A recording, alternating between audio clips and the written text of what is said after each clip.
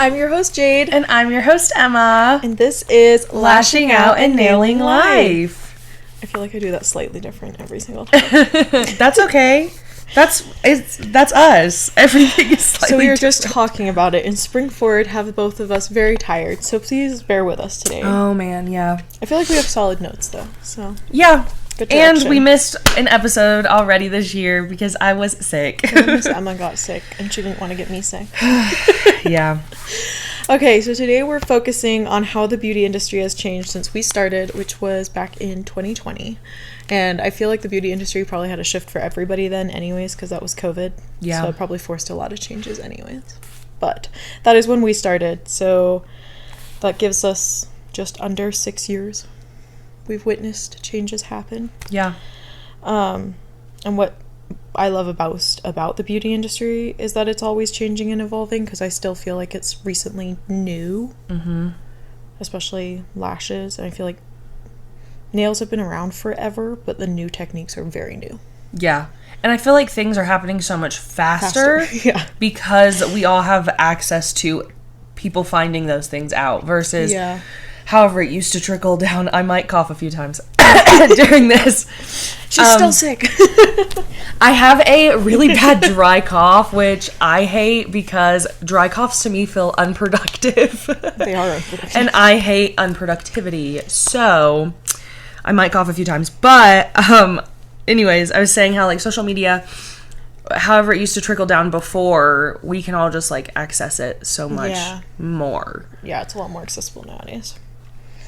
So I have, 5 changes I want to focus on, and then 5 negatives to some of those changes. I don't know what yours looks like. I think I included my negatives within each topic. Okay, that's fair. I can probably do that. So I already forgot what your notes said. I think ours lined up pretty well. My first one was product changes and the new shifts that the EU have made to cosmetic ingredients that have kind of caused product changes, brand reformulating.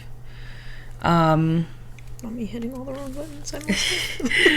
The brands reformulating, things like that. I feel like us as artists are paying more attention to ingredients, allergies, and product safety. Yeah. And I think that's something that, like, and it could just be being in school and we're young and naive and don't know things, but I feel like older generations of people in the beauty industry don't really care. I mean, some of them do. You get two kinds of people in this industry. You get the ones that always want to learn and are paying attention. I mean, you get people nowadays in our, like, the older generation in the beauty industry that aren't even on social media. Mm-hmm. So I don't think they even know what's going on. So you have those two kinds of people. The people that function through learning and are always digging into new things, and the people that stick with what they're comfortable with. Because I feel like there are people who are just like, well, this is what I've used the whole time. I'm just going to keep using it. Worked. Versus if I learn something new, I'm like, oh, I want to do the best thing. Yeah. Which is how I function. Growing up, I said I never wanted to do the same thing every single day. And I'm fortunate enough that I've landed in a career where it's never going to be the same thing day after day because it does change so quickly. Mine kind of goes hands in hands with yours. I said that client expectations have changed. People care more about what products are being put on their lashes, skin, hair, nails, etc. And that's forcing the quality of these products to improve because there's being more studies done on everything. And, like, that's both positive and negative because obviously it causes some of us to need to change things out significantly more than we would like to. Yeah. But I feel like it's a good thing that we're digging into and looking at the better ingredients that can possibly be used. Yep. Yeah, I don't necessarily see it as much in nails. I mean, I have a clientele that a lot of them do want healthier, stronger nails, but most of them are not asking like, ooh, do your products contain this thing that's bad or anything like that. It's more, I actually see a weird shift in, well, I'm not going to do acrylic because acrylic is bad for me, but it's not really acrylic that's bad for you. It's going to be how it's done. And I don't even necessarily hate acrylic. I think it definitely has its place for people who need like that stronger, more rigid product. But I personally just hate the smell and hate the long-term exposure to me as a nail tech. It is a very potent smell. But I don't think you, like, if you're an acrylic artist, I don't think you need to immediately switch to builder gel. I think you just need to find your clientele who, like, I have clients who will be like, well, I've been getting dip for forever, and now I want to do builder gel because it's better for you, which we know, I think dip is the devil. But I still think sometimes, like, they go into builder gel thinking that builder gel is going to be the same thing. Yeah. Because it's healthier or it's gentler, and it's really not. Like, it's just that, like, dip is extremely harsh. But also then they're going into it, again, thinking that it's going to be this miracle product. And some people are genuinely, like, they will not use their nails as jewels, and they want to use them as tools, and you just can't do that. So I feel like that's the shift that I see more, is people just wanting to switch to I had a girl the other day who was like, I really want to switch from acrylic to gel, and I was like, oh really, why? Like, what, like, do you not like acrylic? Does it hurt your nails when you get them done? Like, all this stuff. No, my acrylic lasts me 4 weeks. I get my fills every 4 weeks. I keep them short square. I love them. But she literally said, but everyone's switching to builder gel, so I think I need to. And I was like, but that's not why. Yeah. That's not why. Like, I do a lot of people who either had been getting builder gel somewhere else and they want to continue. I've had people who have had their nails fully damaged from other salons or speed salons and things like that, and they're literally just trying to make it to where if they get to a place where they don't want nails, they can wash their hands. So I don't know. Yeah. My biggest pet peeve recently with, like, social media and client expectations is I feel like in a lot of comment sections in the Facebook groups I'm in, whenever somebody asks for a lash artist, you get like 10 plus people commenting, lash extensions are damaging, don't get them. And I unfortunately do feel like Colorado, especially around us, is full of lash artists that don't continue their education, or they got into the industry for the wrong reason. Like, it's not quick money. The service should take a while if you're properly isolating. And it's this pet peeve where I feel like I'm arguing with people in comment sections, going like, if you go to an educated artist that is taking their time and properly isolating, lash extensions can actually be a protective styling because they prevent you from rubbing your eyes. You're not using makeup on them all the time. You're touching your eyes less, so there's less friction around your eye area. And it's just becoming one of those frustrations I have with social media right now. Yeah, that bleeds into my point, which was the change in education and our community, as well as, like, gatekeeping. And I feel like we have more access to this information to where we know the science, the deeper science, to be able to properly educate our clients. But in that same way, clients also can gather information, and sometimes because they aren't maybe doing the same research that we are, or are unaware of how the beauty industry works in the depth that we do, they're getting misinformation. I see all the time, oh, the e-file is damaging. I want someone who doesn't use an e-file because every time I've had the e-file used, my nails are trash. And it's like, it's not because of the e-file, though. It's the user. It's the user. So there's a lot of that. I see I've said this in the last couple of videos, I'm on Skin Talk. I see it in Skin Talk all the time, like people saying that this thing is safe or that thing is safe, and then it comes out like, no, it's actually not safe, or you shouldn't be doing that at home. And just, there's a lot of things that are safe when the right person is doing it, and they are completely unsafe when the wrong person is doing it, and that's just the truth. Yeah. And it's one of those things where I feel people just need to do more research on the person they're going to. The right person is going to show their education, their licenses. Like, there's not going to be even a question or a doubt in your mind that the person you're going to is educated. And that's my biggest pet peeve, is most of these people have been burned by the wrong person.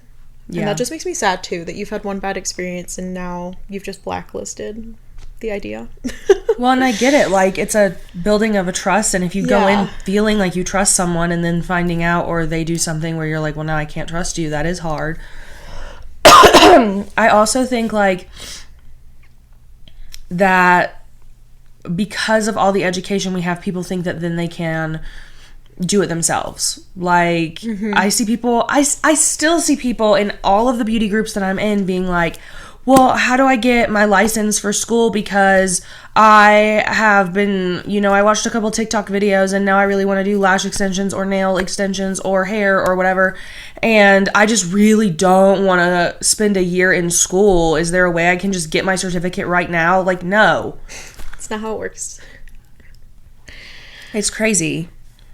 I mean, the double-edged sword to, like, social media creating that fear-mongering, it also creates unrealistic standards. I've had a couple people come in where they want one lash look, and, like, just by looking at their features, it's not going to work. Or by looking at their lashes, it's not going to be healthy for them. And it's always having that conversation with them of being like, you're not the same person. You clearly don't have the same lash line. Just because it worked on them does not mean it's going to work on you. Same goes with skincare. People expect this wonderful transformation, sometimes in one service, because we live in an instant gratification world, which Emma and I are fortunate enough that Emma does nails, I do lashes. Those are both instant gratification services. But my biggest pet peeve with skin is people expect their skin to magically change after one service. Oh my gosh. And that's just not how skin works. So I recently took all my skin classes and they were so informative and so educational that I realized that what my mom was having done to her skin by an esthetician who works under a medical director was too much. Because, so we did, specifically microneedling is the one that I've been having to, like, uncoach her from, where they tell you in your microneedling class, your redness should not last more than, like, a couple of hours. If it lasts more than a couple of hours, you need to contact your provider. And I was talking to my mom about it while I was microneedling her. And one, we did not use any numbing cream. And, the depth that we reached, I told her if we were getting to a depth where she could feel it, but she still wasn't bleeding, then I would, if it was going to be, like benefits, whatever. So I started really low and we like worked our way up a little bit. She did not need the numbing cream. She barely felt it and she was still getting her arrhythmia and all the things that are like the signs. And the next day she was texting me and she was like, oh my gosh, my skin looks so good. This is crazy. Like, what did you do? And I had told her all the things, but like we didn't. So I'm learning from her that her redness lasted 12 hours. Her redness was lasting 12 hours.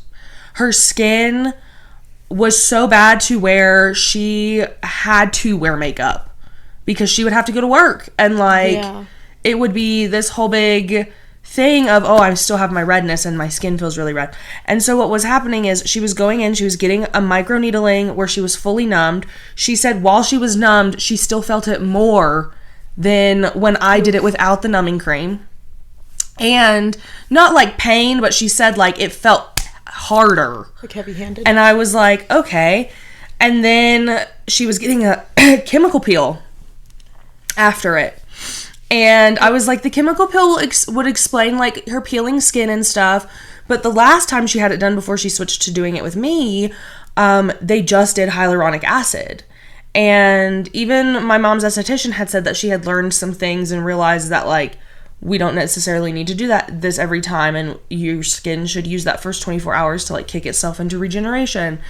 But even with just the hyaluronic acid, my mom said that her face was red for that whole day.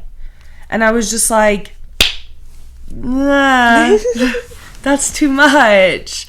That's too much. But her skin would look great for the week after the healing was done. And then it would like feel dull again, or it wasn't maintainable. And I feel like with skin, we're in such a, well, I want to look younger, less wrinkly, whatever right now. But we don't realize like what me and my teacher were comparing it to when I was talking to her about microneedling and if I ever needed a medical director.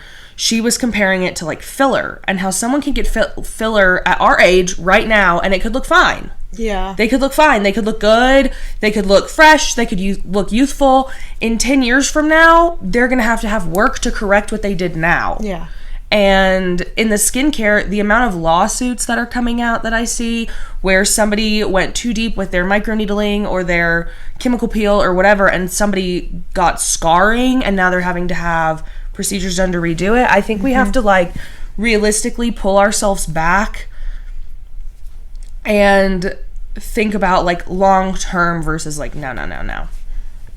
And that's like one of the bigger that's something I wrote down is being a professional means knowing when to guide and say no and not always saying yes.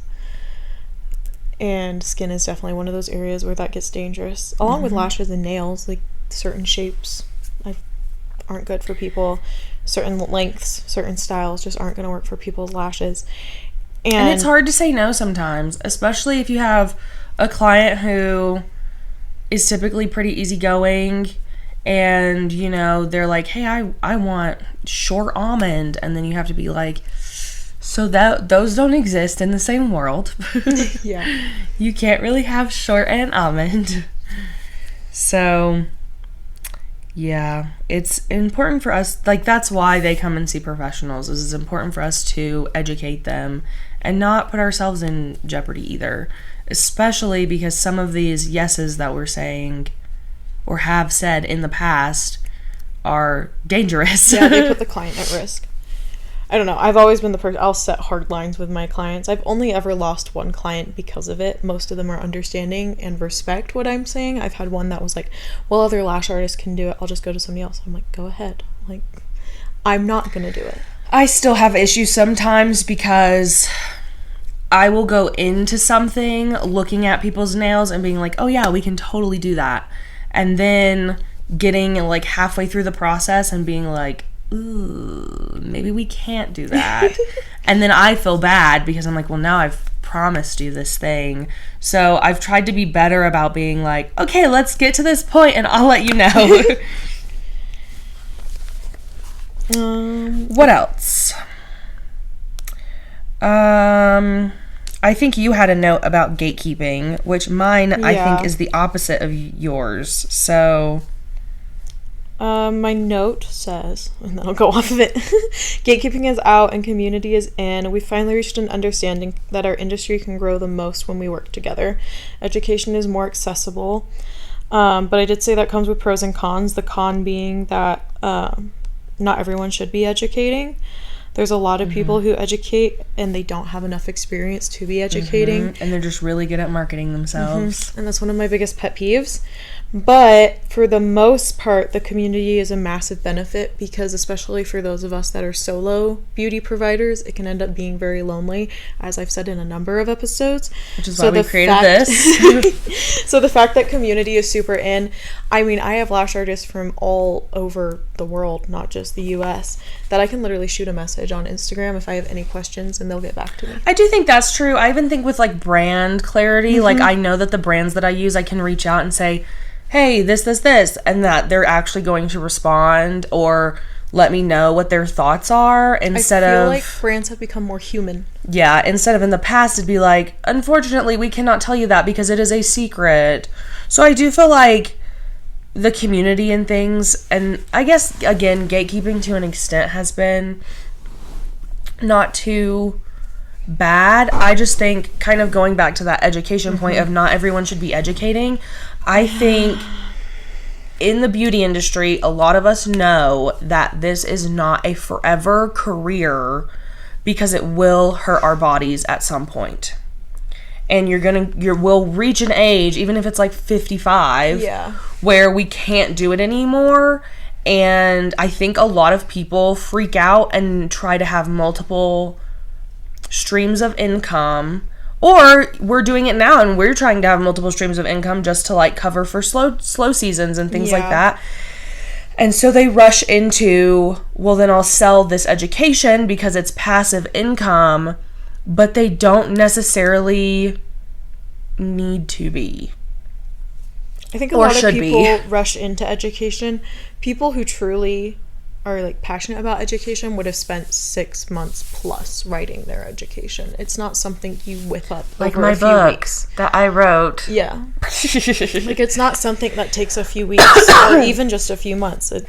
I feel like a lot of people spend a year writing their education before it's finally out there. I mean, just because, like, you want it to make sense and look good, and even from me writing mine's not even a super in-depth product education or technique education. It's literally just, like, basics in social media, and even just figuring out a way to where it would be understanding for someone who hasn't done it before took at least a year. I mean, it probably took me over a year to finalize my book, after, like, writing it and doing all the things. But and the right educators who are teaching, like, in person more so than yours, yes, like, in person, they're modifying their education after every student because they're taking that feedback and seeing what's working and what's not.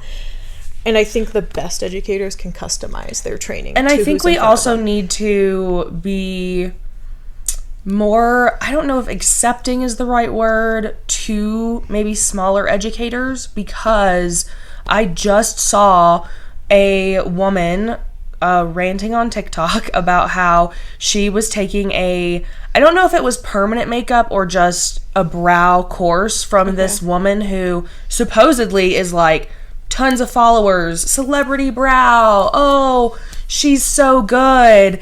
And she said that, like, the education was really bad. The communication leading into the class was extremely bad.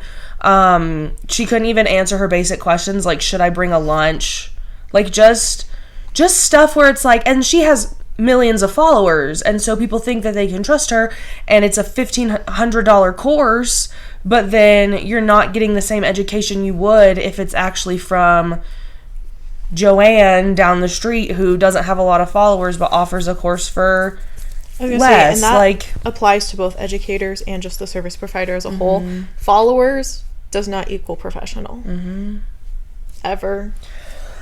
There's a nail tech that is in Colorado, and she does hard gel classes, and she's not necessarily the most active on her Instagram, and she's older and she's been in the industry for a while, but anyone I know who's taken her class is like, it's so good. But, like, you wouldn't really know looking at even just her website, because her website is dated, like, all that kind of stuff. But I think we still lean too much on, well, they have a following, or their Instagram feed looks a certain way, or their pictures look a certain way. And these days, especially with AI, we cannot be trusting photographs anymore. Like, it's getting really bad. Social media creates unrealistic expectations. Even just, like, we talked about this before. There was a set that I did on Jade a while ago where the more I looked at it, the more I was like, I think this is AI. And now we've gone down this rabbit hole of me noticing. I did a set the other day. Again, it was doable. But I was looking at it and I was like, I think this might be AI because the textures didn't make sense. And, like, certain things don't make sense. And the other day I saw a weird, like, lashes are going through that thing where you can tell it's an AI eyeball. But it'll get to a point too where eventually it'll be some look where you're like, there's no way. There's no way. Yeah. What else? Oh, lash trends have shifted. I feel like when I started back in 2020, it was all volume and mega volume and even Russian volume. And I feel like Russian volume is almost out completely at this point. And then clients are expecting more customization, which I'm kind of proud of lash community as a whole marketing that more, because I think that's what, in my opinion, is the difference between a lash artist and a lash artist who cares. A lash artist who cares is going to style your lashes to your features, your eye shape, your bone structure, to create a lash set that's going to fully complement your features and essentially liven up your face, open your eyes. And back in 2020, we were so used to just what I have always called, because they've just not been my favorite, caterpillar lashes. I hate lashes that have no texture. So I love that we've shifted towards wispy, anime, wet sets, naturals, browns, textures, colors. I feel like lashes have come such a long way while I've been doing them. It's been kind of incredible to see. However, the caveat to that is some trends look really good online, but not in real life. And my favorite, I love doing it because it does look really cool, but it's not good for maintenance, is anime. Anime sets look great when they're first done and the pictures are taken. But as soon as you leave, shed one of those solid spikes, you have a massive gap in your whole set. I could see that. Oh. And I feel like the people that we see get the anime lashes the most are kind of, at least what I see, is influencers and celebrities who can go in and get it fixed immediately. Well, I'll just go in and get that one put back on. And I'll just have them come and put that one back in. I have a client right now who I trade massage with. So we just do every 4 weeks, which works for the adhesive I have and everything. But she was asking me about an anime set when she was in last time, and I was like, it's not for you. You like the low maintenance coming every 4 weeks. An anime set is not for you. It's gonna look real goofy after those first 2 weeks. I think it's something that can apply to everything in the nail industry or in the beauty industry. Is you can see a hairstyle or extensions or nails and think I get people bringing stuff in all the time. I don't know if you can see this when people bring in their inspo pics. When people bring in nail pictures and then I see their nails, I know immediately what they're insecure about their hands. Because they will bring in a picture where they have that short squoval or the perfectly round, but the nail bed is 2 inches long. And I can tell they think their nail beds are short and they want this beautiful and elegant and long and natural look, but they can't have that because their nails don't do that. Yeah. And I can say, oh, well, we can have long nails. Well, but they don't want long nails. They want the short nails on the long nail beds. And I think there are certain... there's just certain things that you'll look at and then... Or I see stuff all the time, too, where I can tell that they did not top coat it. They did a texture or they did something and the picture they didn't top coat it because they didn't want it to ruin the texture. That's super frustrating. But it doesn't make sense because if someone were to try to actually wear that, you would have to top coat it. Something that happened, I don't really get much of these anymore, is also the sugar nail. And that was an accent nail that was tiny sugar glitter. Yeah. And it had the texture of the glitter and it looked really sparkly. You could not top coat those. Yeah. No. And it wears off really bad. I bet. And so it's just there's so many things that, again, we have to tell our clients about. Social media glamorizes some things. Yeah. Colored sets, for example, look super cool fresh. But if you're not maintaining those every 2 weeks, they can start... Well, and I will say too, as someone who did a color set, it was really fun, but I'm someone who kind of gets sick of things fast. And once I got into that 2.5 week period, I was take them off. I cannot, I don't. They look great for 2 weeks, and that's when they start fizzling out. But then it got to a point where I was I just want black lashes again. I can't handle the green didn't go with very much. There's that, for sure. Having to be intentional. And I'm sure there are certain people who, again, that's...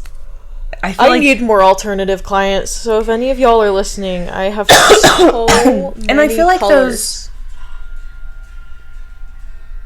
Oh.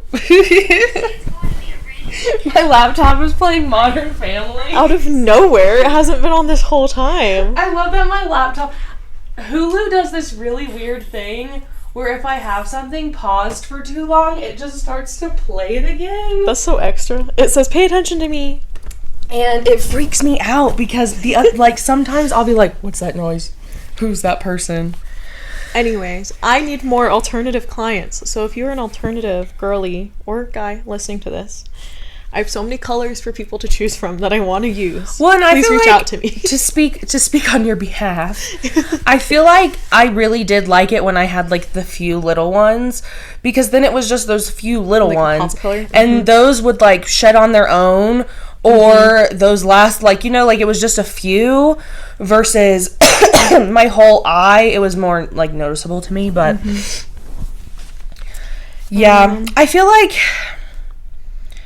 back to the trends too, like with nails specifically, we've seen a huge growth in Gel X, and Gel X artists are going through another batch of people saying that what they do isn't real and blah blah blah, and it takes no talent and blah blah blah.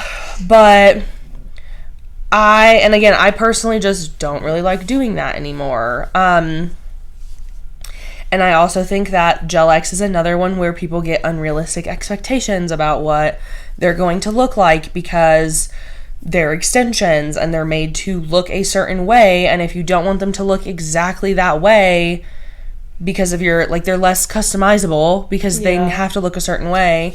And also, like, the grow out never looks as good as if it was just like builder gel or acrylic, which is hard to explain to people when they want nail extensions, but I don't know. I've been in a very, like, pessimistic mindset these last few months where I'm like, nothing makes sense and everyone just wants too much. Let's see.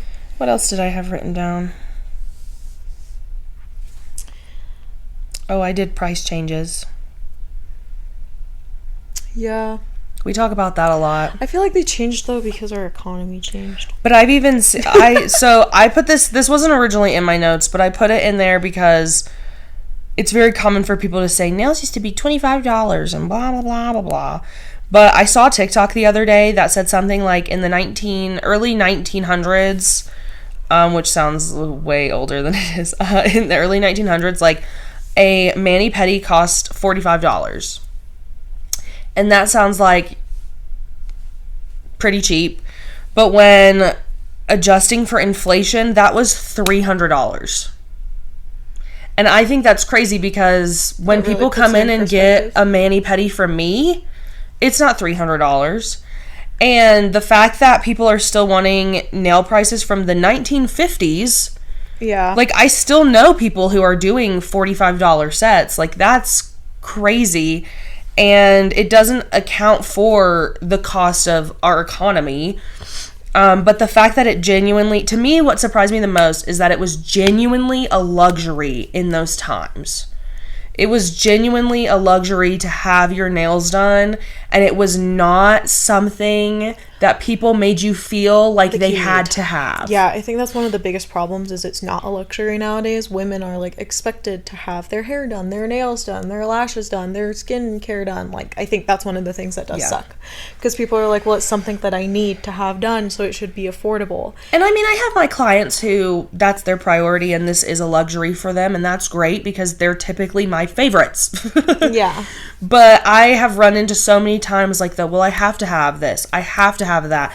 And like, you don't, but we're also in an era where because you are a working woman who maybe is in the corporate world, people they want you to be that also. So it is frustrating because, and like in the 1950s, gel polish wasn't even super popular. I was gonna say, and the other thing that's and not you only got in, red. There's 50 shades of red in the 1950s. I was gonna say, what's not factored in is the cost of the product, how many colors you have to have on stock, our rent, personal and professional, and just the cost of living in general. Like, none of that is factored in when people are thinking. So many people care about themselves. They don't actually think about the bigger picture of what we're doing, especially as solo service providers. Well, and to branch into like what's changed with the pricing too is during the war and a bunch of, it became very obvious that immigrants would do things for cheaper because they were desperate. And it set a precedent in many, many industries, not just the beauty industry, that people could get away paying less or charging less for services because people wanted cheap and fast and effective. So I think we have to also pull ourselves out of the mindset of looking for cheap services because it means two things. One, either they're cutting corners in places, even if it's just disinfectant or high quality products or taking care of themselves. If I see someone these days even doing an acrylic set for like $30, I'm like, you're not covering anything. And then the other part of that is if it's a company, then there's a chance that they're not treating their employees very well. Correctly. Yeah. So I think we really do have to reframe our mindset, and people have different priorities. Like I pick the services that I pick because those are my priorities, and yeah, that's kind of, yeah. I mean, at the end of the day, there's a lash artist for everyone, but I do stand on my ground of you get what you pay for. Well, and I think it sets a bad baseline if somebody goes to an at-home whatever, and they're able to get it for $65 because they have barely any overhead. Then it also makes it harder for those of us who are basically being punished for having a more professional setup. Yeah. Like, I choose not to work out of my home because to me, that does not feel professional. And even just with the podcast, I do things like wear pajama pants. But nobody can see that. It's just me. But, and Jade. But, and I choose to do that to, like, elevate my services because that is more professional to me versus when you're at home and doing things out of your house. Would I love to be able to do that? Yes, but it also just doesn't. I like the idea of having a she shed. Yeah, I just don't like people knowing where I live. That has always been my pet peeve. I think it would be good These people that publicly have their home addresses online. If I worked out of my house, you bet your butt it would say near the intersection of blah and blah. I am not giving you my exact address. Well, and then there's also the thing we run into with we've talked about how if you're doing your social media marketing, how you want to be able to list your location so people can see how far away you are. And if you have a DM for location, ask me about this after we've booked. I'll give you my address after we've booked. Yeah. People are subject to more of a surprise because they don't know where you are. Yeah. So yes, I think we have to. But that is a thing that shifted with 2020. I feel like more people do work from home now. Yes, I think a lot of people set up places to work out of their house. And then they kind of just kept it. And they kept it. And again, I think that that's great to an extent. I think people still need to be doing, like, think about, like, homes. Like, think about buying a home, buying an office space, anything like that. They will have homes or rentals or commercial real estate properties that will sit empty for years and years and years, and their prices will still grow with the market. Yeah. And I don't think just because you work from home and have maybe less overhead that means you shouldn't, like, it's honestly a disservice to everyone because you shouldn't be making less than me or Jade, and we shouldn't be making less than you guys either. Like, it sets a weird baseline for everyone if we're not on the same page and actually charging for our education. I mean, think about dentists. I think about dentists all the time. Like, if a dentist, this is going to be such a weird analogy. If a dentist worked out of his home in a professional dental office in his home, true. I would still expect, if he did good work, to be the same price as a dentist in an office. Yeah. But I don't know. That's my rant of, I think we should all try to strive to be pricing ourselves within our own markets. Like, obviously, somebody who's been in the industry for 45 years and is charging $800 for something, maybe you don't need to be doing that because you haven't been in the industry as long. But if you've also been in the industry for 25 years and you're still charging $100 for something, you should also factor in only those if you're things. continuing your education. Yeah. I do not agree with raising your prices if you have no continued education. Yeah. That's Which I will say, though, I did, to an extent, just you working can be education, but you have to be knowingly advancing. Like, even if it's just in the last couple of years, I've gotten faster. Yeah. So, and I've taken continuing education classes and stuff too. But as far as, like, my time goes, I've gotten faster. So, technically, I could charge for my speed at this point. But I don't know. I have said before, like, I'm happy with my pricing. It just sucks that I need to charge more, but I don't want to. Like, everything is covered and it's fine. But I feel like I'm in a good place because I'm, like, still learning. Not every set that I do is perfect or flawed, like, or somebody comes back with a chip or somebody this. I'm like, but it sucks that everything else is still getting expensive. More and more expensive, yeah. So, what else did I have? My last 2 points were, we kind of already talked about what our role is as a professional. And then, okay, so then we can end this. My ending is change is good. Like, we want change in the industry because it's showing innovation, it's showing growth, it makes it, I think, more interesting for us. Mm-hmm, for sure. Because if we do start feeling, even if you are okay with what you do now, like, however that may be, if you ever reached a point where you became bored, you would be able to pivot and you wouldn't have to fully uproot everything and change everything. In a lot of my continuing education classes that I've done, there's always at least 2 people who did something and are just pivoting a little bit.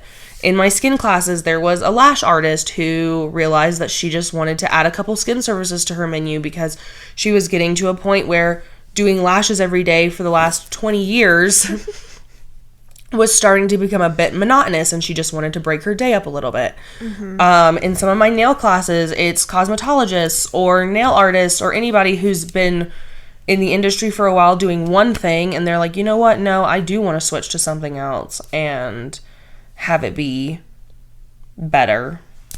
So change is good.